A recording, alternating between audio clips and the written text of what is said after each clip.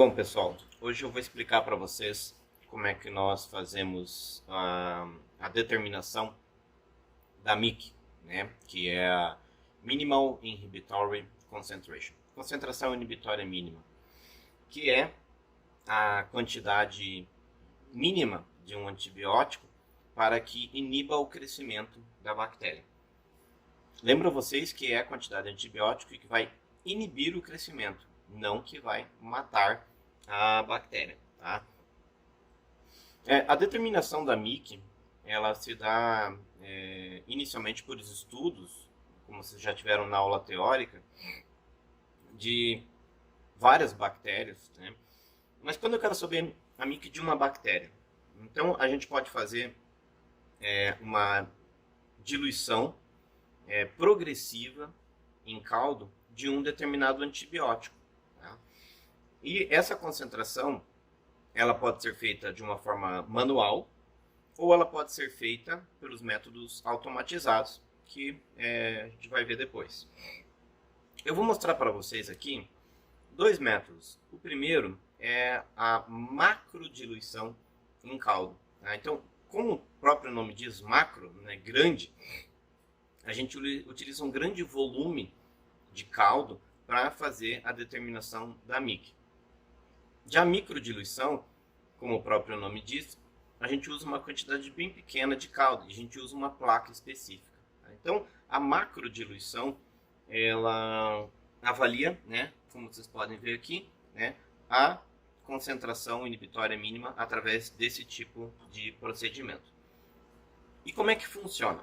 Primeiro, eu faço um preparo desses tubos, todos eles, né, com um meio que é usado para fazer testes de sensibilidade, que é o caldo de Miller-Hinton, cátion ajustado. E nesses tubos aqui, como vocês estão vendo aqui, né, nessa bancada, vocês podem verificar que eu faço sempre o mesmo volume de caldo e eu acrescento quantidades progressivas da dose de antibiótico, né, sempre dobrando a dose a partir de uma concentração mínima. Essa concentração mínima não tem nada a ver com MIC, mas é uma quantidade bem pequena do antibiótico. Tá? Então, em geral, nós primeiro fazemos um caldo controle, né, para dar bactéria. E esse caldo aqui, que eu chamei de controle positivo, tá? Nós fazemos ele numa concentração de turbidez que se chama 0,5 McFarland. Né? Então, esse aqui é o meu turbidímetro, que aqui eu estou no meu laboratório de pesquisa. Então, veja ali que ele está medindo, né, 0,58 McFarland. Passou um pouquinho, tá? Mas a partir dessa concentração de bactérias, na concentração de 0,5 McFarland, eu tenho aproximadamente 3,8, 3,5. Em geral, a gente considera 3, tá? Unidades formadoras de colônia, 3 vezes 10 a oitava. Tá? Então, a gente tem aí 8 logaritmos, né? Ainda vezes o 3. Tá? Só que para fazer a quantidade, para eu colocar a quantidade de bactéria aqui nesse caldo, a minha quantidade ela tem que ser numa concentração de 1,5 vezes 10 a quinta. Então eu tenho que fazer uma diluição desse meu caldo, tá? Para que aqui eu tenha a quantidade de bactéria equivalente a 1,5 vezes 10 a quinta, partindo de uma concentração de 3,10 oitava. Então o que eu faço? Como aqui eu tenho 10 ml, eu vou diluir esse meu caldo que está 3 vezes 10 a 8 em pegar 1 ml, colocar em 10 ml. Então eu caio um logaritmo, então vai de 3 vezes 10 a oitava para 3 vezes 10 a sétima. Depois eu diluo mais uma vez, então ele vai para 3 vezes 10 a sexta. Tá? Depois eu faço uma meia diluição, então ele vai para 1,5 vezes 10 a sexta. E posteriormente, como eu vou colocar 1 ml desse caldo em 9 ml, eu vou diluir mais um logo. E aí a concentração de bactéria nos meus tubos vai ficar 1,5 vezes 10 a quinta, que é o preconizado para eu fazer a macrodiluição. Tá? E aí, eu fiz um teste aqui, tá? Com o antibiótico vancomicina, tá? Utilizando, então, concentrações onde eu comecei a partir de 0,125, né? Então 0,125.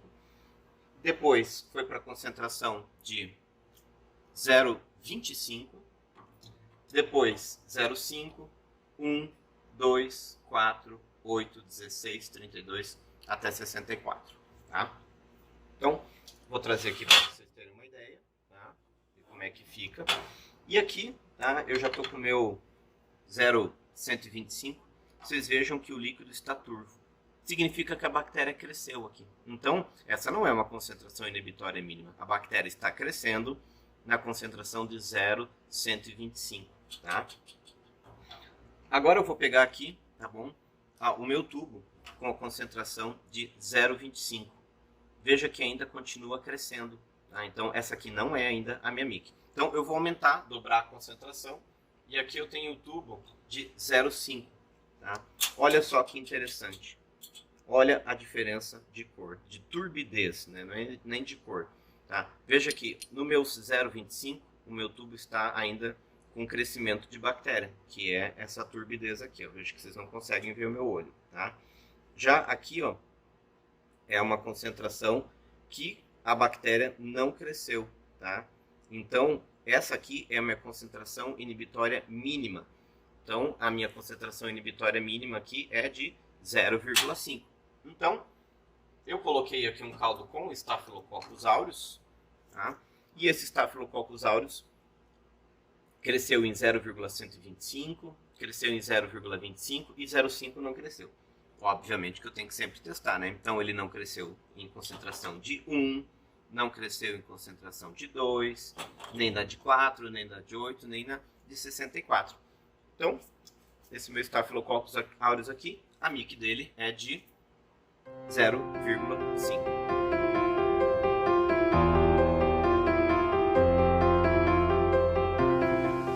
Uma outra opção, né, como vocês viram ali, quando eu vou fazer a macrodiluição, vocês viram a quantidade de tubo que eu uso para testar uma bactéria. Então, se eu quiser testar ali 3, 4, 5, 6, 10 bactérias, eu vou usar muito tubo, dá muito trabalho.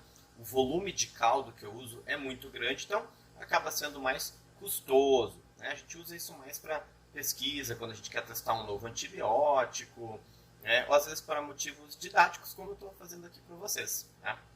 Mas o que a gente usa geralmente na pesquisa, na prática, na clínica, até em algumas situações, é a microdiluição em caldo. Tá? A microdiluição em caldo é bem mais prática, porque nós conseguimos, com essa plaquinha aqui, né, testar uma grande quantidade de bactérias. Nós podemos fazer para vários antibióticos. Né? Imagine aquele estáfilo ali. Se eu for testar 8 antibióticos, imagine a quantidade de tubos que eu vou usar para uma bactéria. Nessa plaquinha aqui, ela tem 96 poços. Então, imagine que aqui eu tenho, são 1, 2, 3, 4, 5, 6, 7, 8. Eu posso testar, por exemplo, 8 antibióticos, tá? E cada uma dessas linhas aqui vai ser uma concentração. Imagine, então, aqui eu começo com o meu controle positivo, o meu controle negativo, que é o controle positivo, eu ponho a bactéria, né, no caldo para ter certeza que cresceu. Vai que a bactéria não se desenvolveu, né? Porque ali na turbidez não quer dizer que a bactéria esteja viva, simplesmente quer dizer que tem a bactéria ali, mas ela pode ter morrido. Tá? De repente aconteceu algum problema durante o processo, então tem que ter um controle positivo. E tem que ter um controle negativo, que é só o caldo. Porque vai que esse meu caldo teve alguma contaminação. E aí vai crescer bactérias aqui, que na realidade nem é aquela bactéria que eu estou me propondo a testar, porque teve uma contaminação na hora de produzir esse caldo. Então, nós temos que ter um controle positivo e um controle negativo. E aí me sobram aqui 10 poços para fazer concentrações. Então, eu posso começar com uma concentração de 0,125, 0,25, 5, 1, 2, 4, 8, 16, 32, 64. Igual ao que eu mostrei nos macrotubos para vocês. Tá? Então, eu consigo, além de testar, por exemplo, todos esses antibióticos, ou a vancomicina, como eu fiz na macrodiluição, eu posso ter espaço para testar uma oxacilina, uma cefalosporina de primeira geração, um macrolídeo, uma quinolona, uma tetraciclina, uma rifampicina, e uma clindamicina. Então eu consigo fazer quase que todos os antibióticos importantes para tratamento de um Staphylococcus aureus apenas numa placa. E aí eu posso fazer, né, uma placa para uma bactéria, posso fazer quantas bactérias eu quiser. E é muito mais fácil de fazer o trabalho. Tá? Então aqui, só para vocês terem uma noção, esse aqui é uma placa. Então vejam o que acaba acontecendo. Tá? Vocês estão vendo aqui, né, onde tem a formação desse alinho e o líquido está turvo, significa que aqui a bactéria cresceu. Tá? Agora, vamos chegar aqui mais perto, vejam essa aqui, ó. A bactéria cresceu no controle, não cresceu no controle negativo, não cresceu no controle positivo, graças a Deus, cresceu no 125, no 25, no 5, tá? Cresceu no 1, no 2, tá? Mas no 4 em diante ela não cresceu, tá? Então eu sei que a MIC dessa bactéria aqui é 2, porque ela cresceu no 1 e no 2 ela não cresceu. Então, ótimo. Eu tenho ali uma MIC de 2 para aquele antibiótico. Tá? No caso aqui, era ceftriaxona. Era um trabalho que a gente queria saber se era sensível, resistente a ceftriaxona.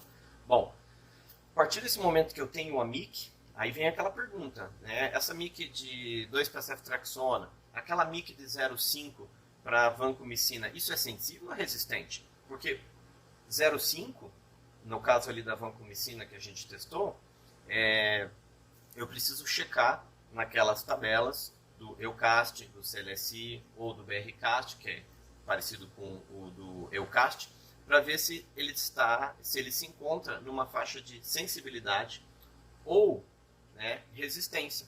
Então, no que isso se baseia? Vocês já tiveram na aula teórica. Quer dizer, com uma concentração de 0,5 de vancomicina, eu sei que dando as doses habituais de vancomicina para um paciente, vou dar um exemplo, 1 grama lá de 12 em 12, eu sei que eu vou atingir uma concentração no tecido, numa quantidade suficiente, com uma área abaixo da curva acima desse 0,5, o suficiente para controlar uma infecção. Isso a gente faz em modelos animais e depois nos estudos clínicos. Então eu consigo verificar aqui, com 0,5, eu consigo tratar um paciente. Então, a gente sabe que é sensível. Tá? Então, lá nos valores de corte estabelecidos, né, por esses consensos, eles falam que, por exemplo, a vancomicina até 2, eu consigo ter uma quantidade de antibiótico suficiente nos meus tecidos para tratar uma infecção. Tá? Então, se passou de 2, a probabilidade de ter resposta clínica ela é inferior. Então, eu coloco ali que dentro de uma faixa menor do que 2, quer dizer, menor do que 4, incluindo 2, significa que esse meu Staphylococcus aureus ele é sensível à vancomicina. Então, é assim que a gente faz, né, a macrodiluição e a microdiluição. Porém, como vocês viram, isso aqui dá trabalho.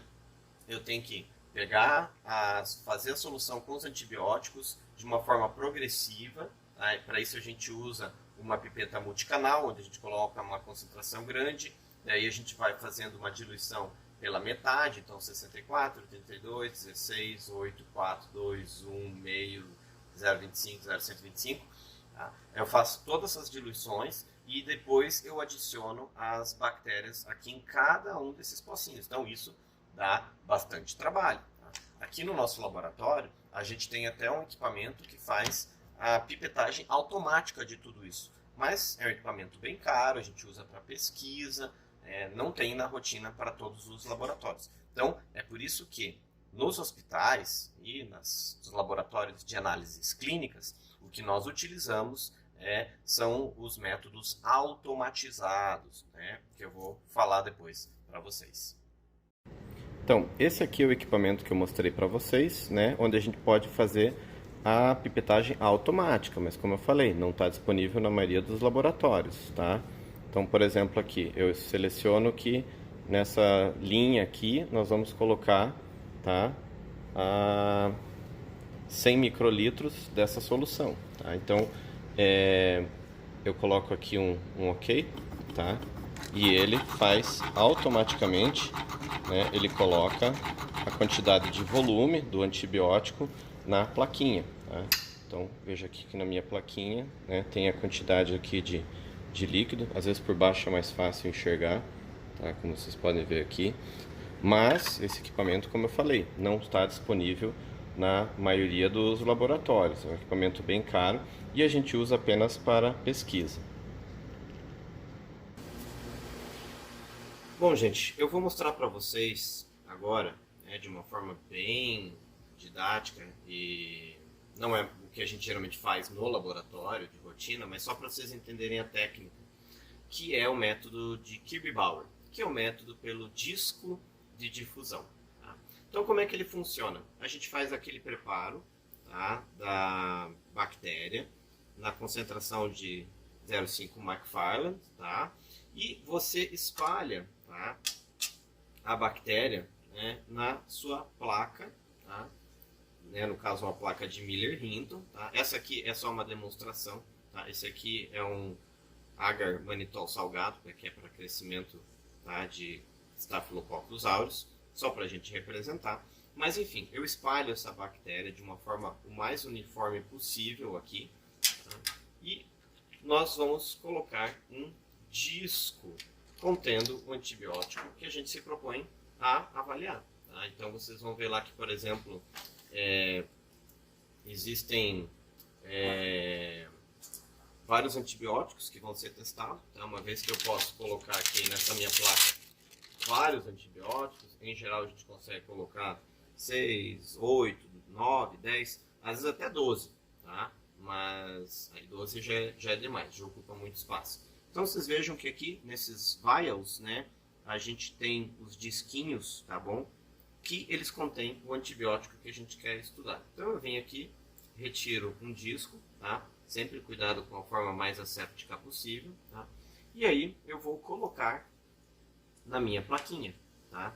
Então eu vou colocar aqui sem contaminar, né? Coloco aqui na minha placa, tá? Ajeito o meu disquinho, tá?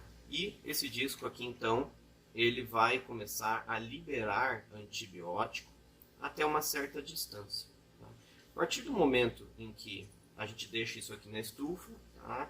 No dia seguinte, né, aí dentro de 18 a 24 horas, a gente faz a leitura dessa placa. Vocês vão ver que essa placa vai estar repleta de bactérias aqui na placa. E se a bactéria for sensível ao antibiótico, vai haver um halo aqui onde as bactérias não vão crescer, porque o antibiótico se difundiu, né? Então o antibiótico ele se difundiu aqui pela toda essa região e não vai crescer o micro-organismo. Tá? Se for resistente, né, ele vai crescer até em cima aqui do disquinho. Tá? Obviamente que não é bem assim que funciona. Tá? Por quê? O antibiótico ele se difunde. Tá? Então, lembra até um pouco essa questão da MIC. Né? Então, por exemplo, tem bactéria que é plenamente resistente, então ela vai crescer até em cima do disco. Tá?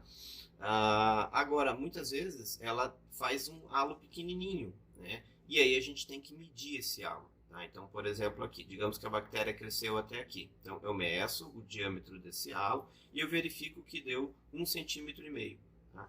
1,5 cm, aí nós vamos para uma tabela que tem no EUCAST, tem no CLSI, no BRCAST, e eu vou verificar se com 1,5 cm, né, no caso 15 milímetros, é considerável sensível ou resistente. Tá? Então eu vejo lá e verifico que, por exemplo, só é considerável sensível quando esse halo for maior do que 20 milímetros. E aí eu vejo que o meu halo deu 15. Se o meu halo deu 15, quer dizer que ela é resistente, mesmo que tenha inibido um pouco do crescimento. Tá? Agora, se esse meu halo aqui der 22 e na minha tabela o valor de corte é 20, eu vou dizer que ele é sensível. Tá? Então nessa placa a gente pode colocar vários antibióticos aqui que a gente se propõe a testar, igual eu mostrei na macrodiluição, só que aqui no disco eu não vou ter MIC, eu não vou ter concentração inibitória mínima. Eu só consigo definir que ele é sensível, resistente ou um valor intermediário. Então, muitos antibióticos têm um valor que a gente chama intermediário, que ele está ali no limite entre sensível e resistente. Tá? Esse valor é chamado de intermediário. A importância desse valor intermediário é que muitas vezes o antibiótico vai funcionar, só que nós temos que aumentar a dose do antibiótico para que o paciente tenha uma boa resposta clínica.